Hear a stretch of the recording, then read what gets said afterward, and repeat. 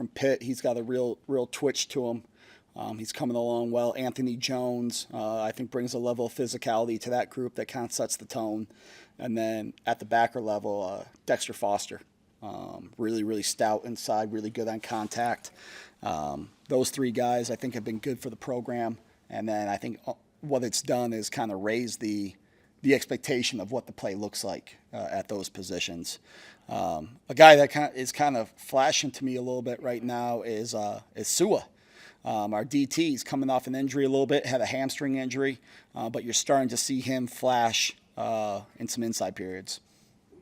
I mean, you're a former linebacker yourself. What are the top traits that you want your linebackers to have? The ability to accelerate, the ability to laterally move, and the ability to be really firm on contact. I think if a linebacker can do those things, close ground at an elite level, be able to laterally slide his body and still be in great posture, and then be physical in contact, normally have the DNA to be a good player. Rob, how did you feel about you got the challenge of recruiting the portal to find the pieces that you needed to run what you want to run? I don't know. It's every year now, right? So every year you're replacing players, trying to establish the best team you can. Probably early on during the process, I was pretty encouraged about how we go about it and who we bring in, because I thought there was a great core of the guys that were here, the Van Poppels, the Donnie Jones, the Jameer Khans, where I thought we had to add a few key pieces and rely on the training that these guys have had in the past and what they were able to do. How is that defensive back competition with Danny at the corner position? It's really competitive everywhere right now. Corner position, we're isolating those guys in coverages a decent amount right now to evaluate them, to see what they can do and see who kind of rises to the top. I probably don't have hey, these guys are above these guys right now. Competition's ongoing. And I would say the same thing in the safety room. Now, we've seen Donnie Jones play two different positions this spring, nickel, free safety, and obviously we know he can play corner. He's been a real asset to this team with his ability for us to find the right combination of guys in the back half. And I really appreciate, his willingness to step in at nickel, step in at free, go play field corner in 12. And so I've been really pleased with him. Do that with a number of guys during the spring, just to kind of see where guys maybe fit or try different combos, things like that? Yeah, we try not to tinker too much, but we are evaluating guys at a couple different positions. So Donnie Jones and Jameer Khan are probably the two that stick out to me that have coverage traits and football processing at a level where they can do some stuff on the third level outside the corner. And so those guys have been the two guys that have bounced around a little bit for us, and credit to them. They've really put in the extra time. They're meeting extra with Coach Yelk. So been pleased with how those guys go about it. You get a sense that your guys are picking up the defense, and how have Owen and Dwayne been able to be sort of translators? Yeah. Well, they've been in it. So they're playing at probably a speed slightly ahead of the guys who haven't been. And that's just, they're not thinking out there. They've been in it, which is a huge advantage 7 practices in.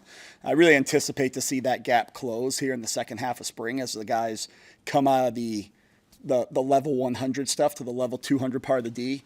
But they've been really good with catching up the other guys. But I think overall, how we're picking up the D, we're laying the foundation of a bunch of good principles that we're doing. I think we have to get better at executing the second and third, the 200 and 300 level of the defense. And so that's where I think we see us really grow during the second half. You've done this. You asked them to communicate at a high level, Owen and Dwayne. Did you ask them, they got to be on field communicating?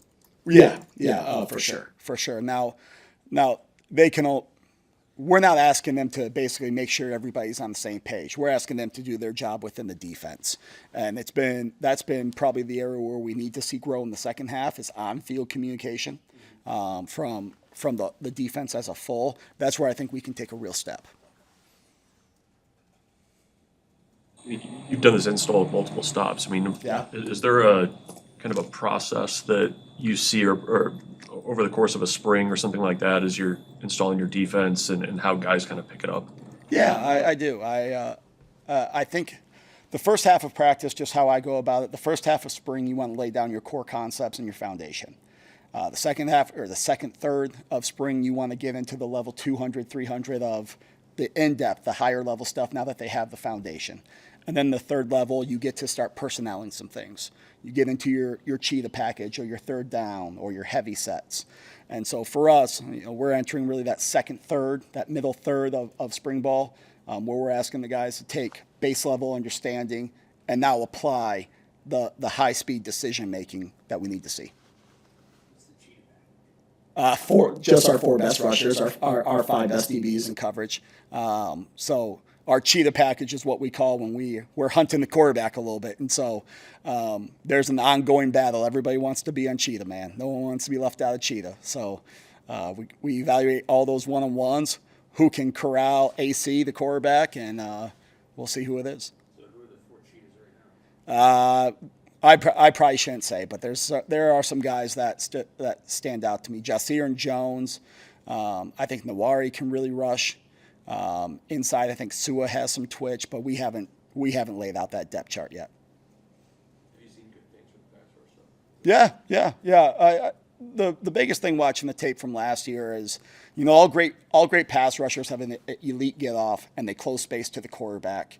And that's what we need to get in the fight more at pass rushing. Rather we're hanging out on the edges trying to dance.